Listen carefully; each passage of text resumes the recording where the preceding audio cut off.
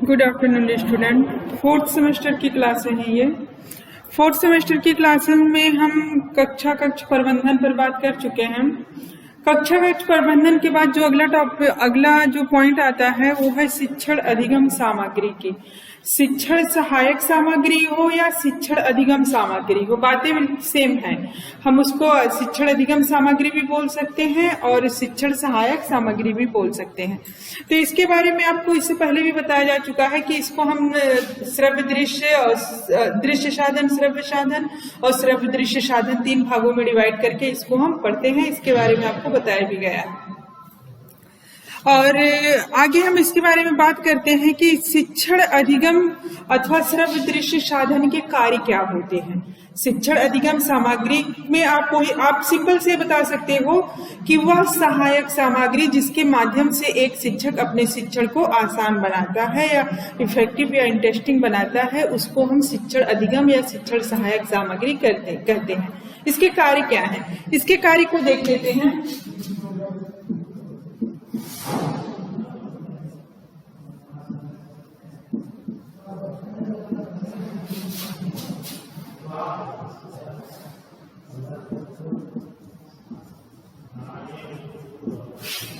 शिक्षण अधिगम सामग्री के कार्य। इसके कार्य सबसे पहले कौन सा है? प्रेरणा, यानी कि मोटिवेट करना। आप जब जैसे एक शिक्षक नॉर्मल तरीके से क्लास में पढ़ाता है, उसके पास कोई भी टीचिंग मटेरियल नहीं है, लेकिन अगर जो वो कुछ आपको दिखाने के लिए लाता है, चाहे वो आपको कंप्यूटर पे दिखाए, चाहे ओवरहेड प्रोजेक्टर के माध्यम से दिखाए या ब्लैक बोर्ड पर ही ड्रा करके दिखाए, या उसके लिए चार्ट, पोस्टर चार्ट, जो भी कुछ है उसके पास, अगर जो वो उस विषय से संबंधित बनाकर लाता है या कोई भी रियल ऑब्जेक्ट लाता है, तो उसको देखने के लिए बच्चे एक्साइटेड हो जाते हैं, मोटिवेट हो जाते हैं और उनके अंदर की क्यूरियोसिटी डेवलप हो जाती है। तो ये सबसे पहले बच्चों को मोटिवेट करती है, प्रेरित करती है।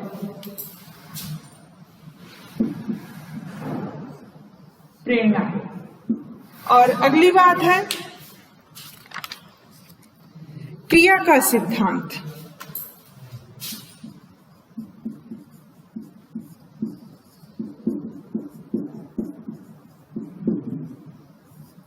क्रिया का सिद्धांत क्या है? क्रियाशीलता का सिद्धांत। और क्रियाशीलता के सिद्धांत में क्या होता है कि छात्र बिल्कुल एक्टिव रहता है, यानी कि जब भी हम किसी टीचिंग एड या मटेरियल या सहायक सामग्री का यूज करते हैं तो वहां पर शिक्षक और छात्र दोनों एक्टिव रहते हैं। शिक्षक का काम उसको दिखाना होता है, उसके बारे में एक्सप्लेन करना होता है, छात्रों को समझाना होता है, और छात्र उस नई चीज को देखने के लिए बिल्कुल एक्साइटेड रहता है, उसको जानने की इच्छा उसमें बहुत ज्यादा एक्टिव हो जाती है। तो क्रियाशीलता का सिद्धांत।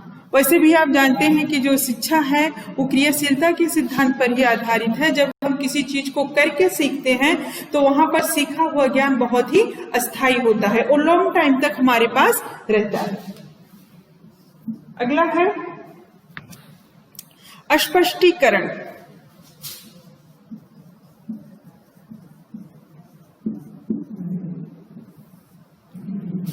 किसी भी टॉपिक को अगर जो स्पष्ट करना है, क्लियर करना है, तो हमें शिक्षण सहायक सामग्री का यूज करना होता है। जैसे एक शिक्षक केवल मैथ को बोलकर पढ़ाए तो क्या क्लियर होगा? नहीं, उसके लिए उसको ब्लैक बोर्ड की जरूरत होती है।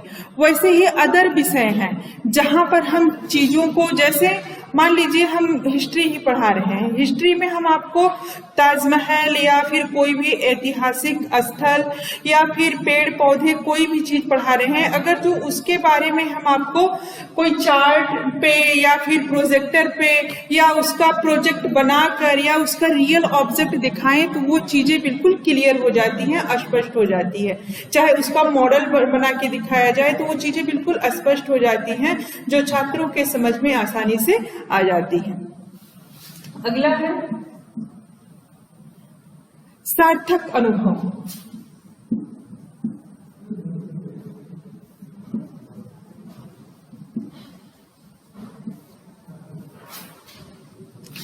शिक्षण अधिगम सामग्री या दृश्य श्रव्य साधन से पाठ तो सरल बनता ही है, साथ ही साथ इससे जो हम सीखते हैं वो सीखा हुआ ज्ञान भी अस्थायी होता है।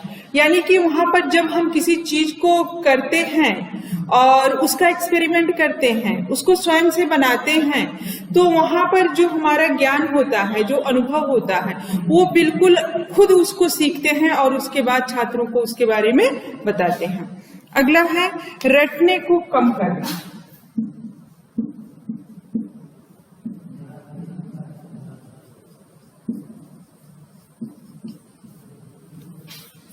रटने को कम करना।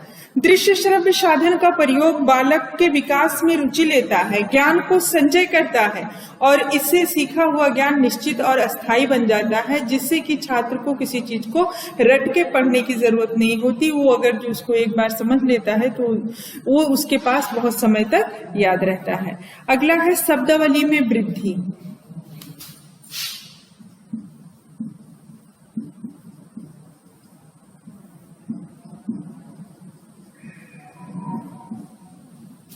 शिक्षण सहायक सामग्री शब्दावली में भी वृद्धि करती है और इससे जैसे रेडियो है, टेलीविजन है, चलचित्र है, इसमें हम नए नए शब्दों को सुनते हैं और जिससे हमारे शब्द भंडार में वृद्धि होती है और शिक्षण में कुशलता भी लाती है। श्रव्य दृश्य साधन का प्रयोग एक शिक्षक के शिक्षण को बहुत ही प्रभावशाली बना सकता है। वैसे भी कहा गया है, जो शिक्षक अपने शिक्षण में सहायक सामग्री का इस्तेमाल नहीं करता, उसकी शिक्षा या उसके पढ़ाने का जो स्किल है वो अधूरी रहती है। इसके बाद आता है अगले, इसको आप जब इसका वर्गीकरण करें तो आप इसका वर्गीकरण समान तरीके से 3 भागों में कर सकते हैं और अगर जो इसका वर्गीकरण आप थोड़ा सा स्मार्ट तरीके से करना चाहते हैं तो इसको सबसे पहले आप जो हमने बताया था कि हाँ, इसको आप सेंस के बेस पर, टेक्नोलॉजी के बेस पे और प्रोजेक्शन के बेस पे, तीनों बेस पे अलग अलग डिवाइड करें। उसके बाद यहाँ पर आप इसको ऑडियो विजुअल और ऑडियो विजुअल के बेस पे या हार्डवेयर या सॉफ्टवेयर या प्रोजेक्टिव नॉन प्रोजेक्टिव के बेस पर इसको डिवाइड करें। और उसके बाद आप वैसे भी अगर जो आपको कुछ भी नहीं पता है तो आप इसमें ये देख सकते हैं कि श्रव्य साधन कौन से हैं, यानी कि जो हमें सुनाई देते हैं। दृश्य साधन कौन से हैं, जो हमें दिखाई देते हैं। श्रव्य दृश्य साधन कौन से हैं, यानी कि जो हमें सुनाई भी देते हैं और जो हमें दिखाई भी देते हैं। बहुत ही आसान तरीके से आप इसको लिख सकते हो और समझ सकते हो और औरों को बता भी सकते हो। अगला है लर्निंग कॉर्नर। लर्निंग कॉर्नर क्या होता है?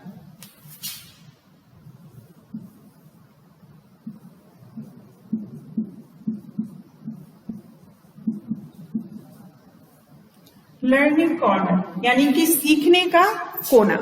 कोई ऐसा जगह जहां पर, कोई ऐसा जगह, घर का, विद्यालय का कोई ऐसा कोना, कोई ऐसा स्थान जहां पर हम बैठकर किसी भी चीज को आसानी से सीख सकते हैं। यहाँ पर आप इसको अपने स्टडी रूम से भी ले सकते हैं, क्योंकि ये कोई नया कॉन्सेप्ट नहीं है। लर्निंग कॉर्नर कोई नया कॉन्सेप्ट नहीं है। आपके घर में भी कोई ऐसा जगह होगा जहां पर जिसको आपने स्टडी रूम बना रखा होगा, या आप अपने बेडरूम में ही एक कोने में कोई टेबल लगाकर उस पर अपनी बुकें और अपने पढ़ने लिखने से संबंधित सारी चीजें रखते होंगे। वो जगह कौन सी है? वो जगह आपका अपना लर्निंग कॉर्नर है, जहां पर बैठकर आप चीजों को सीखते हैं।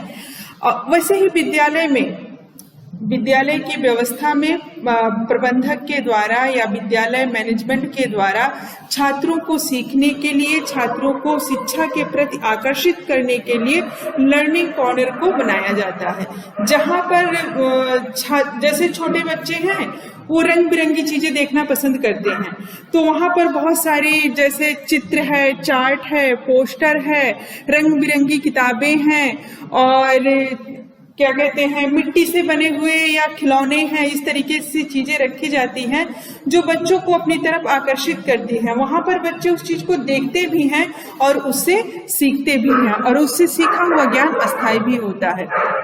अक्सर क्वेश्चन आता है कि लर्निंग कॉर्नर से आप क्या समझते हैं, तो ये बिल्कुल सिंपल सा है। इसको आप आसानी से बता सकते हैं कि कोई ऐसा स्थान, चाहे वो घर का हो चाहे विद्यालय का हो, जहां पर बैठकर हम अपने ध्यान को एकाग्रचित कर एकाग्रचित कर ज्ञान को अर्जित करते हैं, सीखते हैं, और सीखने के साथ साथ हम उसको एंजॉय भी करते हैं, यानी कि यहाँ पर भी क्रियाशीलता का, तत्परता का सिद्धांत लागू होता है।